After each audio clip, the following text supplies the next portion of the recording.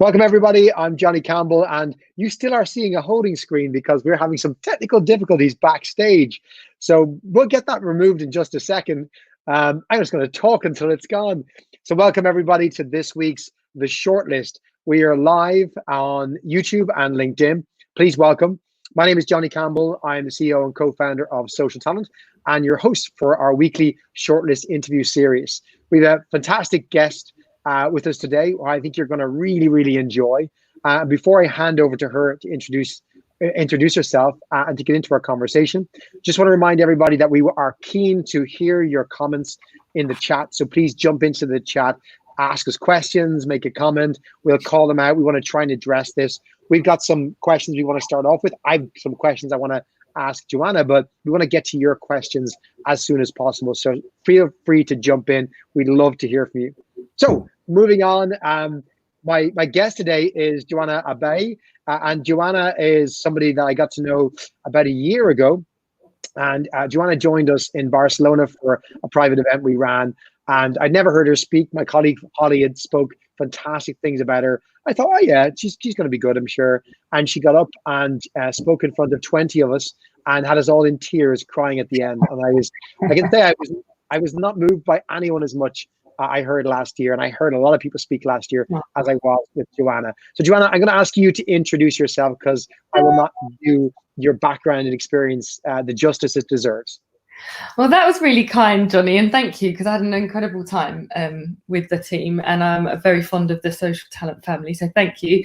I am Joanna Abeyie. I'm the founder and CEO of Blue Moon, which is a diversity, inclusion and equity consultancy practice and an executive search business.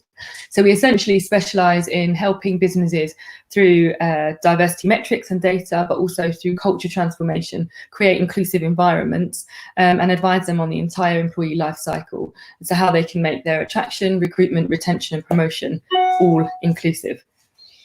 And then where needed and where there is some support needed from businesses in order to do that, we also offer the executive search piece, which allowed us to go out and find diverse talent for their senior leadership roles. And I knew you wouldn't say this yourself, so I'm going to make you say it. Whilst we have you on the shortlist, you made another shortlist last year before Christmas. Tell us about that, Joanna. Yeah, so in the Queen's New Year's Honours List, I was lucky enough to be awarded an MBE for services to diversity and inclusion. Thanks for that, Johnny. You are our first MBE on the show, and I'm so proud to have you on, Joanna. So we're going to start the show as we always do by looking at the news. Again, I'm not 100% sure the news is going to work today. I'm going to see if Niall backstage can bring us up our news articles. Oh, brilliant. We're back in. COVID-19 doesn't stop digital. So, Joanna, Google apparently it's slashing its marketing budget by about 50% for the second half of 2020, with hiring freezes already underway in some departments. So I thought this was interesting because we see Google as one of these kind of businesses that is just rock solid in the core of digital. And if Google are cutting back, what does that say for the wider economy? What are your thoughts on this? So when I saw this, it's been interesting because since we've had this lockdown, if you like, and COVID has gone on as it has, to the point where it's pretty much so out of control and just devastating a lot of people's lives, I realized that the businesses, this isn't going to be something they'll recover from really quickly. I think it's going to be something that for a couple of years we're still going to probably be seeing the effects of. So when I saw this story about Google, I actually thought, and you'll know this too, Johnny, sometimes even if you have got that sexy brand and you know you've got this reputable huge brand that's seems sort of untouchable, it really is also about cash flow, isn't it? And the bottom line. So if at any point they're not able to see the same kind of projections as they were able to prior to this, then because it's still the unknown, I'm not shocked that they slashed things that sometimes don't always feel like the most like the priority. And in terms of, because they've slashed, it looks like they've slashed their marketing department, isn't it? Their budget for the marketing department. And I think even in my own business, and I'm sure probably with you, sometimes when you're at that point where you've got to think about how to keep the business afloat, certain things have to be kind of put to the side or shelved, if you like, unless you can see that return on the investment happening quite quickly in order to recover.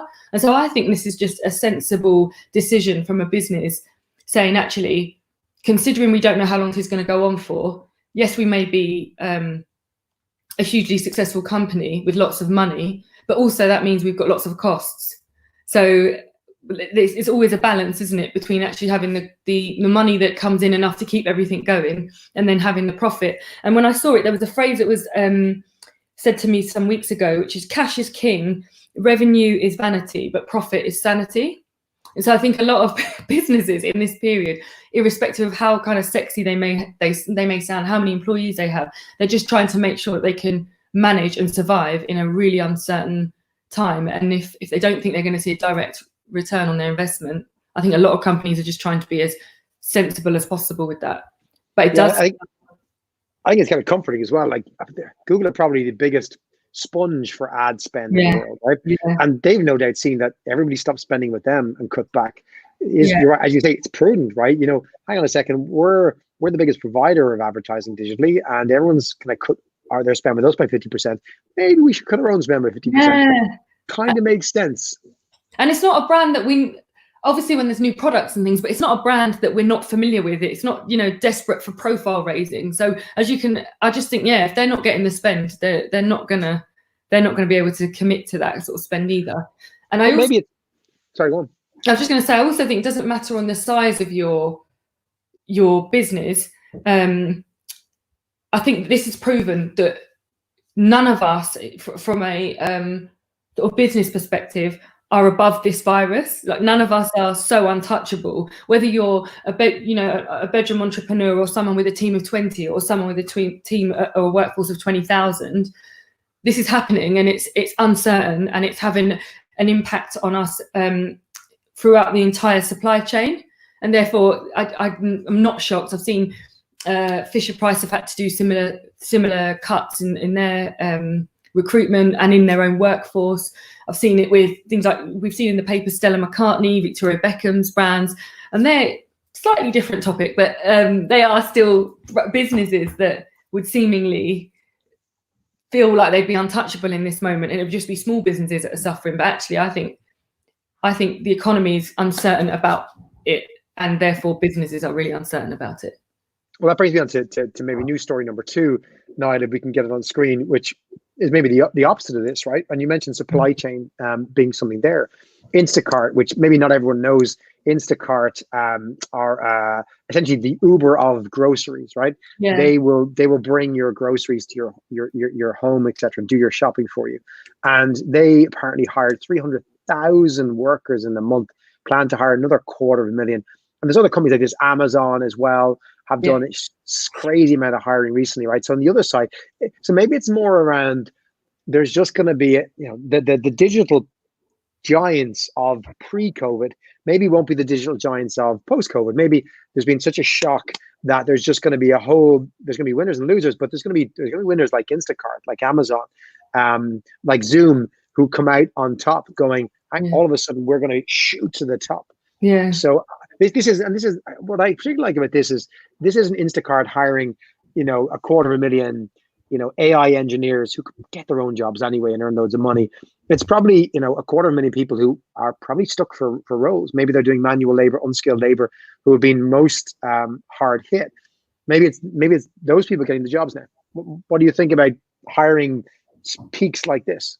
Yeah, so I'm really sorry just then. I was distracted because the cat came into shot. It might distract you, Johnny. So I'm sorry. Because head butted my arm out the way. Right. This was really interesting, but I wasn't surprised because I think that we've seen it, as you say, with Amazon. All of the businesses, their way of surviving in this period has been through being able to do these deliveries. So I wasn't at all shocked by that. And actually, I think that they're, in a way, they're kind of the winners, the only kind of like commercial winners, really, in that we can't do without our groceries and we can't do without the things that, we might need within our homes for whatever reason. And therefore, the fact that they've got these, I'm happy that it's provided as well so many jobs to people who, at the moment, there's so many people that have been let off of jobs and actually have turned to the Amazons and places like that to actually continue to have an income. So I wasn't surprised that there would be that higher demand. And actually I thought, well, even my local Tesco was saying we will literally hire the amount of support we need, bring a CV in and we're pretty much going to hire you to just help us, to help as many people as possible. So actually I wasn't surprised by that story at all. Yeah, I heard, I know it was Tesco, certainly local Tesco. To me, I think they start at 2 a.m.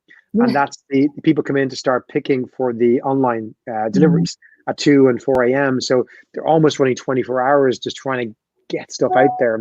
I was on a webinar this morning with an Irish founder, a guy who founded a chain of high-end fast food Thai restaurants in Ireland called Camille. He was a former founder of O'Brien's sandwich bars in Ireland, which kind of went bust, and he lost it in the last recession. But he's built this business back up. But he said, thankfully, and pure luck, they're focused on takeaway. And he said they're out the door, literally, and they've kept all their employees. They're still looking at growth. So because that restaurant sector is being devastated, and this employs so many people that we will be unskilled in the traditional sense to find other related jobs. So it is, it's good to see these stories. It's good to see there's probably not enough, right? There's not enough of those amount of companies hiring to offset all the losses, but not everyone's a loser organizationally, which means not every employee is going to lose out. You've got to find the opportunity. Absolutely. And also, I think that in times like this, I know we're going to come onto this topic slightly later on, but the diversity of those people also, I've seen such a diverse range of people that have been able to get involved in the delivery and joining these businesses. And I actually think that's because finally we're just looking at what's actually needed and the skills, as opposed to, maybe whether we get along with someone or whether they're like us, or actually it's like, well, what we need to get the job done. And do these individuals have those skills? And absolutely, we're just going to have to get that done. And so I take my hat off, really, because when you think about the word key workers, you do often think about social services and the NHS, but actually there's so many, and the care system, but there are so many key workers that are the lorry drivers driving through the night, the people that are kind enough to drop sort of food parcels to families from low income homes. And I think I'm glad that we've got lots of people going. I don't think so much of myself that if I lose a job, I can't contribute in this way, because it's actually saving lives. It's still keeping the economy afloat. And I think if we can keep some businesses up and afloat, let's do that. And if we can keep as many people in jobs as the Chancellor said, then that's even better. Well, let's bring us on to that third news article. I think that's highly relevant to what we're talking about, which is why there's still work to do to make recruitment diverse. And this article in Real Business, the main thrust of it that I got out of it, Joanna, was two parts. The first part maybe was around a concern for diversity and inclusion, which was that diversity and inclusion became hot as the availability of labor shrunk. And the question that it raised, and I've always raised this question over the last few years, I've said to anyone working in this space who wants to make strides, is do it now, because not to be cynical, but some diversity inclusion efforts may not be driven, but certainly might be funded by the fact that there just weren't any people available to do jobs. So it opens up the opportunity to get more funding for critical areas that may have been underfunded in the past. So then you ask the question, going into a massive recession, will people not focus on diversity inclusion anymore because, hey, we've so many people, we don't need to do this anymore? I think that first part of the article, what are your thoughts on that, the risks of that? Yeah, so this was an really interesting article for me, because I could agree with some of it, but I disagreed with a large proportion. So I think that until we move away from this diversity actually being the nice to have, diversity and inclusion as a nice to have, then, because the article kind of referred to the fact that we'll come back to that, because at the moment we just need people in jobs, getting on with what it is, and we've got recruitment freezes, etc. But I actually think, well, if we look at it that we've not been recruiting in the right way because we haven't been doing that inclusively, actually for those companies that have recruitment freezes, there is hopefully some time then has been freed up to allow those people to look for diverse talent pools and to go further in finding pools of talent and thinking about how they would engage them throughout the year, so that when roles come up, that they do have access to a broader range, and they're making sure that as wide a range of people as possible are having a look at it. But also that actually diversity is about people, isn't it? And so long as you have people in your organization, diversity and inclusion is something you need to think about. It's not like this thing you can kind of pick up and put down. It's important every day that you have a business with people within it. And so I think this idea that, we'll come back to it is probably not the right approach to have, because at the moment, mental health and wellbeing is probably being challenged more than ever for our staff.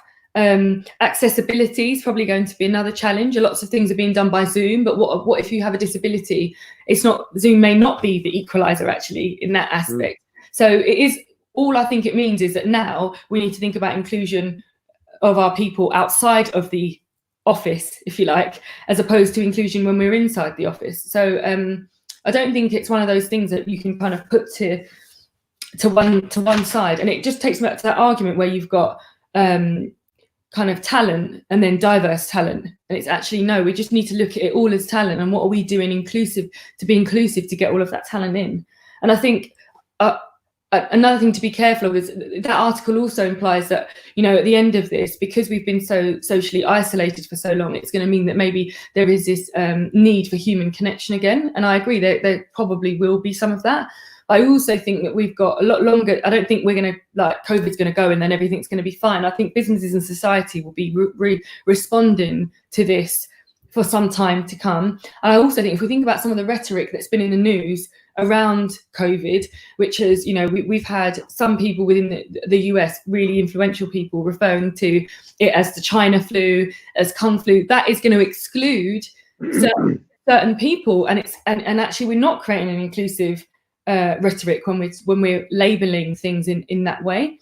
And so I think actually it has highlighted that it's almost given in the same way that Brexit did to some degree. It gave people that confidence to say things out loud that perhaps they wouldn't have had the courage to say before, because now they think they've got some sort of validation through the sort of viewpoint that they've got, because this particular virus started in a particular location.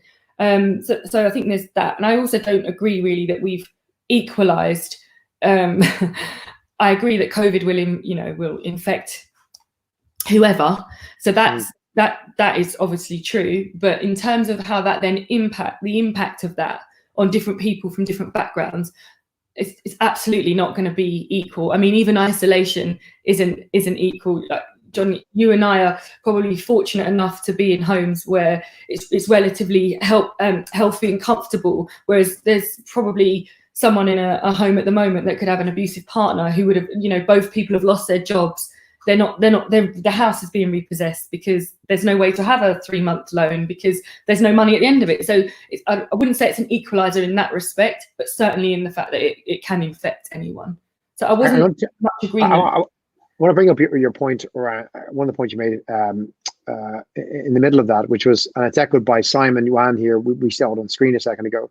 He's talking about the tech industry. He's saying, is the sexiest area to be in because D&I must be embedded with the true culture. You can't fake it. And your point around, there's not just talent and diverse talent. Just like I think there's not just honest and dishonest talent. Like, hang on a second. We only employ honest people because it's a pillar of our organization. Yeah. I think you're right. It's like diversity works. It's the right thing for our organization. In boom or bust, it's just the right thing. We don't start all of a sudden hiring people who we think are going to be dishonest because, hey, we can, or something, or we're running out of honest people to hire. You have to have your fundamental pillars, and that's the whole point about those fundamental pillars. What do you stand for as an organization? Mm-hmm. You have to stand for things like diversity and inclusive activities, or you don't. You don't just do it as a project. You don't just do it while the market is tight. You don't just do it because everyone else is doing it. It has to be just something you just believe is right. That stands to your organization, I think.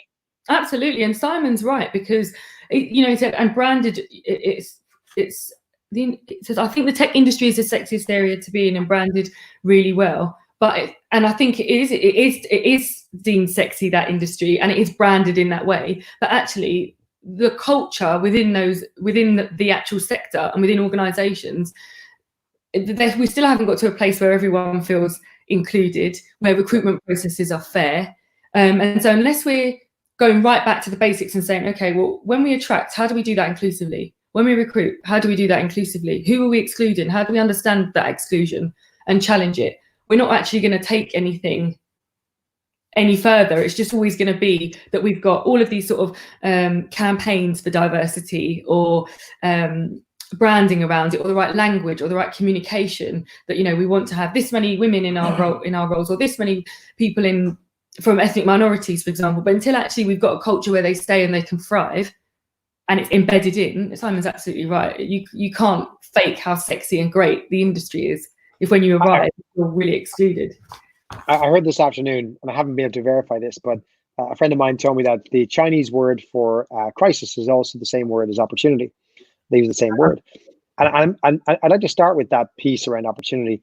What do you think is the opportunity for inclusion and diversity that comes from the crazy world that we're in right now, the crazy scenario? Tell me about the positives you see, the potential you see in this. I think that now is as good a time as any, especially with businesses that have furloughed staff, to ask them how they feel about the organisation, because quite often you're not getting that opinion. You're not understanding actually, you know, what a focus group might bring you, which might be, if you ask a group of people how they actually feel about being in the workplace, some businesses just don't have the time to do that. Whereas actually now that you've got so many people that you may have had to furlough, one activity to actually get them doing is filling out surveys and capturing how they're feeling. Because one thing that's really important is it's about learning. You're not going to know it. You need to capture that information now, so that later on you can know how you dealt with that and how it was received from your employees, so that there's something that prepares you for this again, because this came out of nowhere. None of us were prepared for this. And so I think there's a huge opportunity for business to really get to know their people and what it is that really matters, and the values that have actually still driven their commercial success. And that will probably have a lot to do with diversity and inclusion, and people pulling together, and people feeling like they belong to something and that they want to work together for something. So it's a really good time actually to start collecting that and using that to inform how you behave going forward. I also think that if you haven't done anything, or you haven't been as proactive as you could have been around the well-being of your people, now's a really good time to do that, because there's things like, you know, buddying that you could be doing. So, you know, you could have, so that nobody's left in isolation, you've got to think there could be some people whose socialization is coming to work. That is the main source of socializing with other people. And in which case now that's been taken away. So it is also about what could we be doing as organizations to still keep our inclusion processes going that aren't costing us lots of money, but actually you could just get someone senior to buddy up with someone in their early careers. You could get each person on a team to buddy up with each other and just to check in every 2 weeks, see how they're doing, if they need anything, if there's any support, what could be done better for them in terms of the way that they're being managed. I think that's important. I think training people. I might have an example on that one. I spoke to a group of people today who were telling me that their organizations are plowing ahead with internships this year, but on scale of thousands of interns in each of these companies around the world. But for the first time, they're going to be virtual. And the responsibility now falls much more on the manager of the team, more than it ever did. She now has to actually take an active role and meet these typically younger generation individuals who don't necessarily think like her, act like her, look like her. And she's having to interact, because you can kind of hide behind the organization helping you bring in the new interns and go, oh yeah, they're part of my team, but whatever. But when you work virtually, it's like you have to get hands-on. Like, you have to be on the call, you have to join in, you have to coach them, teach them. And I think there's that the remote working part of this, for let's say the professional working world, is shining a light on management and you know, the role of the management to actually own the human who's in your team and joining your team like we've never had before. Absolutely. And keeping people motivated at a distance is also another thing. So one of my clients was saying she's been finding it most challenging. And so she's got this inclusive leadership coaching that she's going on, because now more than ever, she's had to try and find lots in common with some of her employees in order to build this rapport, so that they actually do tell them how they're really doing. Whereas in the more like work-based office setting, you can kind of have sort of professional pleasantries that stop all of that. How are you? Good. Yeah, that stop that from happening. But suddenly, when you're in someone's living room and their kids are in the other room, and you're actually getting a real insight into who they are outside of the workplace, and therefore that requires different coaching, different guidance, different leading and leadership styles. And you mentioned the surveying bit, right? A friend of mine was just telling me today that in her organization, her team, that they're surveying, like you said, but they added a question: how are you feeling? And they had a second question: how's your family feeling? And their sense is that second question is the real truth. Some might say, I'm good, I'm fine. How's your family feeling? Not good. Well, that really is a proxy for that person. It's kind of look at that question, because that's probably more indicative of how the person really feels, which is, I think it's a good measure. It's like really understanding, is someone okay or not, is really important right now. Like if you don't have that base sense of comfort and security, you can't do the other stuff, right? If you're not feeling, okay and okay up here, like how can you perform right now? It's kind of impossible. And it's also really important to sort of, one of the companies I was doing some work for, the leaders were saying, we would love to empower our staff to be more confident about diversity and inclusion. But in order to do that, we need to understand it first.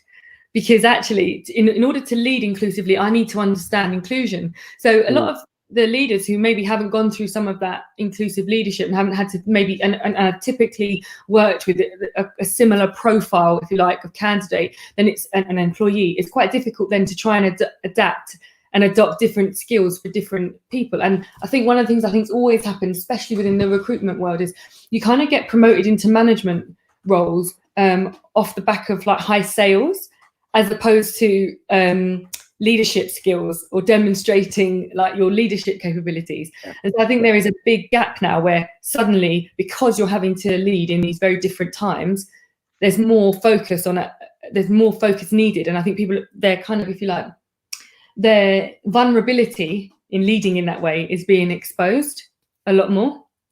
Very much. Peter Hoggs commenting there, diversity is the right thing for sure, but in tech, where the talent market as a whole is not gender balanced, companies balance the value of diversity with the value of experience.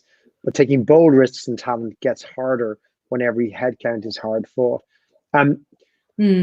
So I've got the question. I know Peter's done a lot of work with his organizations over the year to drive a really inclusive agenda in the businesses he's worked with. And it's great to hear your comments on the stream, Peter. Joanna, your comment around the challenges for leadership, when people who maybe are leaders because they did well in their jobs as individual contributors, I totally agree with you. But what advice do you have to leaders out there who believe in inclusive leadership, are maybe struggling to understand how to do it, and are particularly challenged now that the spotlight is on them in this virtual world? What would your advice be? What would you say to individuals who are in a leadership role about leading inclusively in these times? I would say you have to ask everyone about their equity. So you have to ask every person that's in your team, what is it that they need to be successful?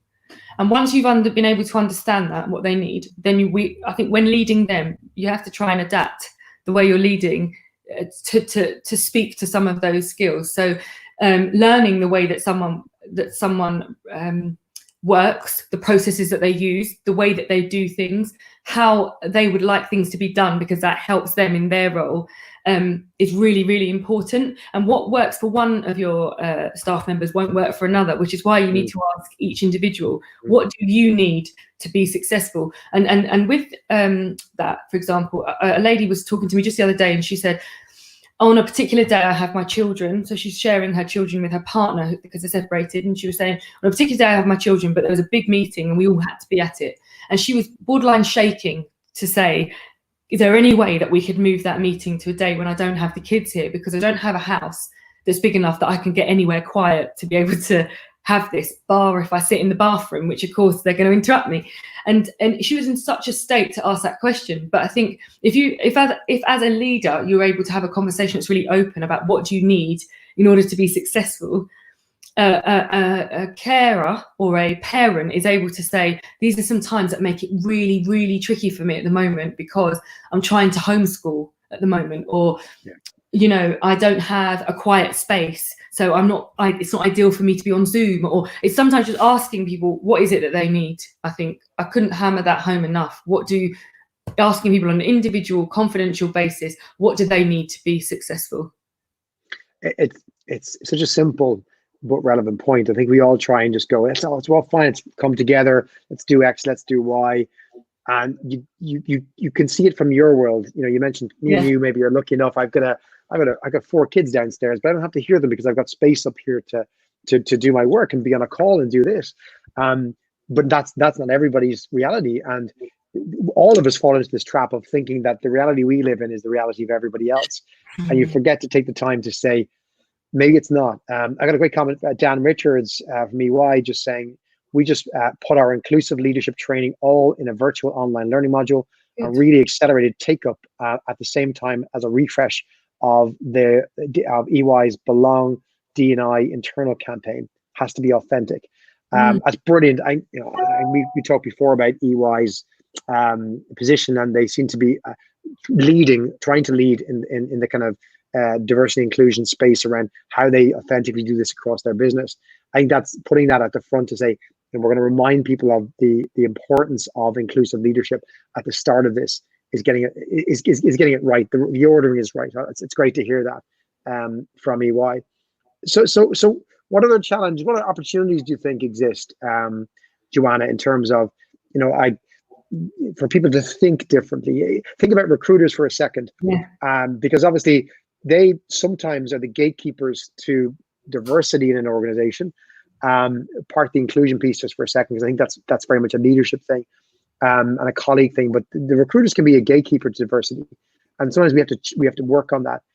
In a world where we're going to be doing most likely virtual interviewing like this, and perhaps even maybe we're opening up roles to people in locations that we didn't consider before because hey, we're all doing this. Do you think there's opportunity? And then do you think there's risk in that kind of new way of hiring? I think there's opportunity, because if we think about the recruitment process, especially from a recruiter's perspective, the sort of pre-screening calls and the interviews that you do, I think now, because you're not being able to kind of sit face to face with someone, check out what they're wearing and get this kind of, they feel a bit like me. Like, hopefully now we can start to remove a little bit of bias, because it's just, here are my questions, which are sort of recorded and can be sent ahead of time and give someone some time to think about it. And here are my answers. And hopefully that means that we have a little bit more, well, what actually did they say? Because this interview is about me getting the right person for the skill set. And I'm not going to have the chance to build that same rapport they're like me. Yeah, we're buddy. We can, they seem like they fit in the team. And hopefully we're going to see a little bit more hiring based on the skill set.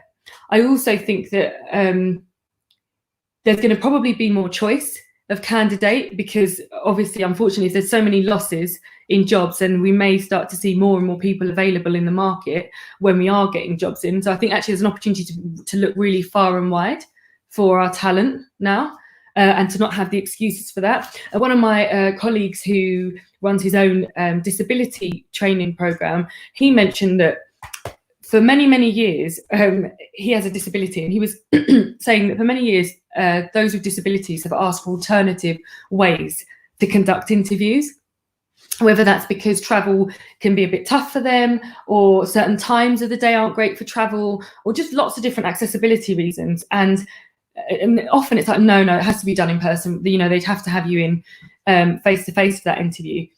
And now all of a sudden that's not the priority anymore. And he kind of made the point that during a conversation that we had, when the less able-bodied say, can we have this alternative, it's kind of, no, that's an extra effort for us. But when the able-bodied suddenly, like the majority suddenly, can no longer work in that way, it becomes something that's all of it, becomes really possible. And so I think that, I know by no means would businesses want to do this full time, because otherwise perhaps they would have done. But I'm hoping that what this has shown is that actually they don't need to rush back to the way things were, because business has been able to still continue. And hopefully it will show recruiters that actually you can be slightly more flexible when looking for talent and hiring them, and the process in which you put them on.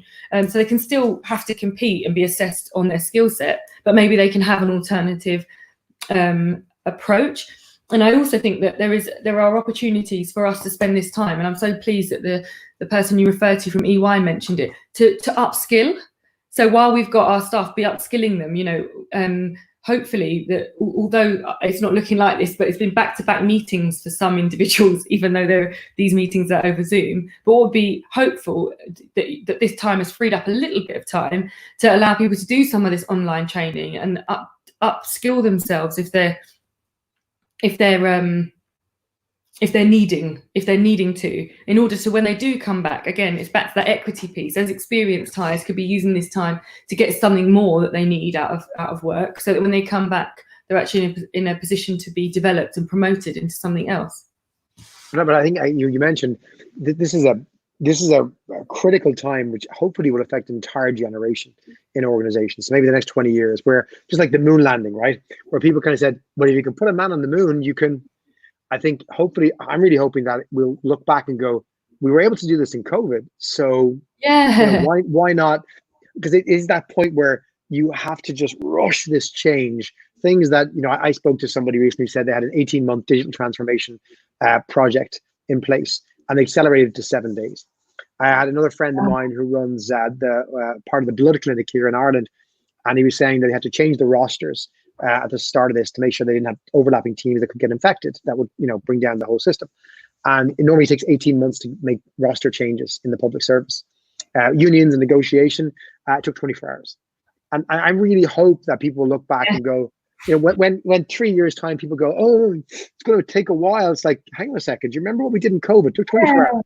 We can do this. Don't, again, look back going, you remember that time in COVID, we did this for everybody. Why is it an obstacle? It can be done. But once we have evidence, the world did it. And we did it once. And to your point, I think I'd hate to see us go backwards. Maybe we'll use it as an opportunity to go, there was a time when we did this. There is, so one point before I want to move to one of our listeners' questions in a second, but I think there's a downside potentially of that virtual interviewing world, right?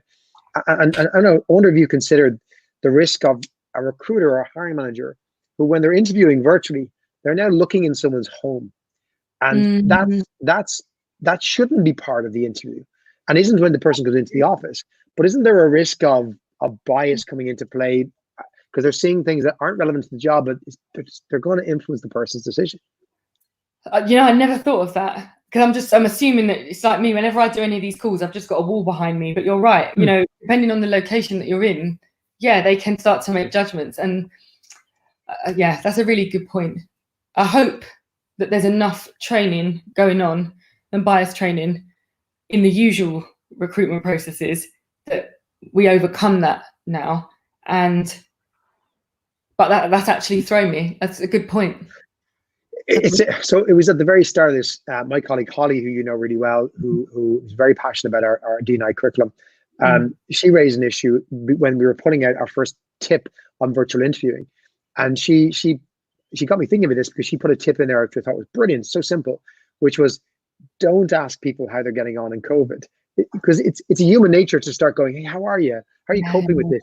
Because it's going to bring in personal information that's not relevant to the interview. And you're not doing it to try and, find this stuff out. But the natural human questions are, do you have kids in the house? How are you finding it? You have to do that kind of stuff, which just seems so natural. And you just want to try and empathize. But it's to remember, this is still a professional interview. And there are questions that are just not appropriate for you to ask. And it hasn't changed. This doesn't change that. It's to remember those things, and to be, because people especially fall down when they're trying to be nice and empathetic, and they realize in some of that are things that you shouldn't, places you shouldn't go. It's just to remember that.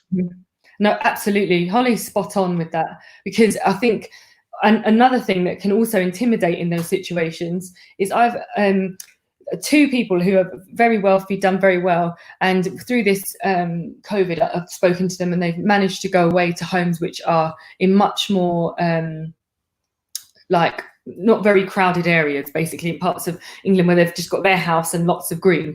And they keep saying, I'm so lucky that I have that, because that's not what everybody has. And interestingly, the other day, I've just made the link. I was on a call with several people like this, and the video went on, and I was looking, and out the back there was great big gardens.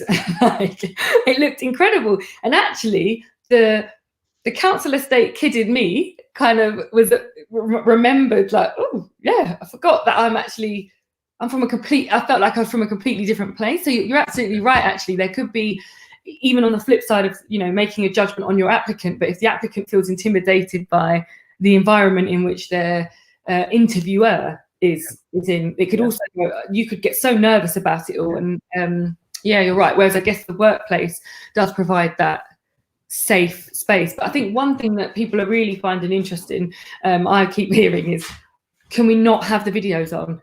Like, can we just turn the videos off and have a telephone conversation and get to know? And of course, for accessibility issues, there are some considerations there. But I wonder if actually that's kind of a bit like that blind CV element, where actually I'm just hearing the skills. I'm not making a judgment on what they look like, what they sound like.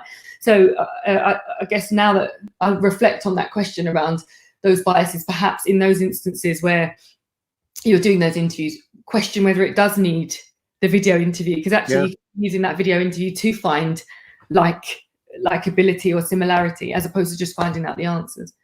And there are, I never thought about the phone thing. That's really good. Maybe it's a justification for a phone only, not video. There's also some of those applications like Zoom and Teams allow you to put virtual backgrounds. So maybe it's good for both people, for the interviewer to go put a virtual background on, so you're not trying to intimidate somebody, and for the interviewee, good advice: turn on your virtual background if you know how to do it, or you can in the software, so you have that other side. I got one last question from our audience before I ask you for your top tip. We've flown through this. Wow, it's been so fast, Joanna. It's amazing how fast it goes. I think it's a great question to end on, and it's from Peter Hogg, and it's for you, Joanna. What advice do you have to businesses that see the long-term benefits in pushing for diversity, but for now are focusing on short-term priorities of maintaining revenue and therefore recruiting like for like? What's your advice to people who believe, like you and I do, in the value of this, but the business is maybe pushing the other direction? So I think that's a really, really good question. I think it's a question I'm asked a lot. And so I think I'm going to come on to the sort of advice for that, but I think where the problem lies and where we need to challenge more is that if we're asking our recruiters and our talent managers and our hiring managers to be inclusive, they should be constantly looking out for and forming relationships with new groups, new talent pools all of the time.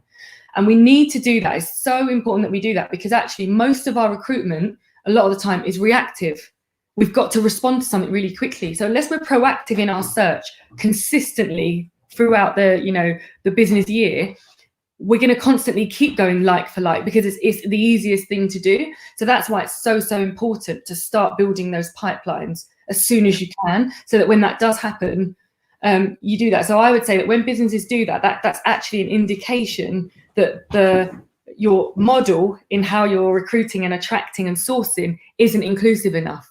It's not the right model. So it's actually a real signifier that we need to push and challenge people within our teams to look further afield and to constantly be doing that. And it doesn't have to be boring. It doesn't have to be sort of scrolling through LinkedIn and trying to find profiles or look at pictures of people that, oh, that's an ethnic minority, oh, that's a woman. It's about actually going to what your business is about and what your values are as a business and what you need your staff to be enthusiastic about, and then trying to find where those people might be. What hobbies might they have? What clubs might they have joined? What membership groups may they be a part of? What events would they go to? What LinkedIn groups may they join? And trying to connect with them and get to know them, and holding things like virtual coffees every couple of months or roundtable discussions to keep them engaged, so that they've actually got these relationships with people, so that they're not doing like for like. Actually, they've got this pool of, even if it was 20 candidates that they were only managed to get, but at least then they're actually starting to be able to react to that without just going back to the normal places that they would usually go to. Joanna, I'm going to close by asking you your one tip. We are trying to collate a short list of tips from brilliant people we know in the industry, like yourself, that we can share with our audience over time. I'd love to get your one piece of advice, one tip, whether it's for now or just something you've always given to people that you'd like to share with our audience from your insights that you think could be helpful. The one that comes to mind immediately was one that was said to me by my mentor some time ago. And he said, try your best, but once you know better, you should always do better. And so I thought I thought that was actually really good, because you can only do what you know, and that's your best. But as soon as you're told there's like a better way for something to be done, or you know better, you know, like if you do something wrong, someone would say to you, you should know better than that. Well, when they say that, that's probably because you have the right resources around you, information around you to know that that's probably not a clever decision that you made. So once you know better, you should do better. And I think with the inclusion piece, I think when you've been to a talk and you've heard that someone's giving you some advice, now you know better. So you should be doing better. And, you know, anyone that listens to Social Talent, it's the same thing. Once we've given you some advice, you know a bit more now. So you should do a bit more now. I love that. You know now. It's not acceptable to go back to what you used to do because you now know it wasn't good enough or there's a better way. It's incumbent on you to do something with that information. It'll be, you know, to be better. It's not, you know, if you don't agree, don't do it, of course. But if you know better and you read it and you hear it and you go, actually, there's no reason why I shouldn't be doing that, or I couldn't do that, then probably do it. I love that. It's brilliant. Joanna, how can people find you, reach out to you? How can you help organizations or individuals out there? Thank you. Yeah, I'm Joanna Abeyie on LinkedIn and Twitter and everything like that. It's just my first name and last name, Joanna Abeyie, as it is on the screen. And the website is www.createbluemoon.com. So you can go on there and see lots of stuff that we're doing. And if people really get stuck, they could probably ring the Queen and she can find you as well. Just put you through. Speed dial. Thank you, Johnny. It's been lovely speaking to you. Such a pleasure having you. We'd love to have you on again and keep fighting the good fight. You're doing a wonderful job, Joanna. And I know you're helping so many amazing people. We didn't get to touch on some of those things. So I'd encourage any of our audience who are passionate about this to reach out to Joanna, even just to connect, because she's an awesome person who can help your organization. And vice versa. And we're going to be back next week. We're going to be back on the shortlist next week at UK time, 4 p.m. next Wednesday. We've got two fantastic guests, Brian Adams from PH Creative and Graham Johnson from GVC. GVC is the company behind Labrux and Coral and other gaming companies, sharing what's happening in his world with Brian Adams, who's part of PH Creative at Liverpool, one of the biggest employer branding digital businesses in our space, who help organizations like Apple and others on employer branding, talking about, you know, in the midst of chaos, how do you be flexible with your talent strategy? How do you change course when something like this hits you? But also talking about why employer brand, particularly focusing on your current employees, is more important than ever. So join us next week on the shortlist. That's Wednesday, May 6th at 4 p.m. UK time. That's at 11 a.m. East Coast in the US, which is, I believe, 8 a.m. on the West Coast, and it'll be 11 p.m. in Singapore. So do join us. We hope to see you then. Thanks to the team, to Niall, to Kat and Shannon in the back room on Social Talent. And most of all, thank you, Joanna, for making this a great shortlist. And thank you to everyone. Thank you. Bye, everyone. Have a good day.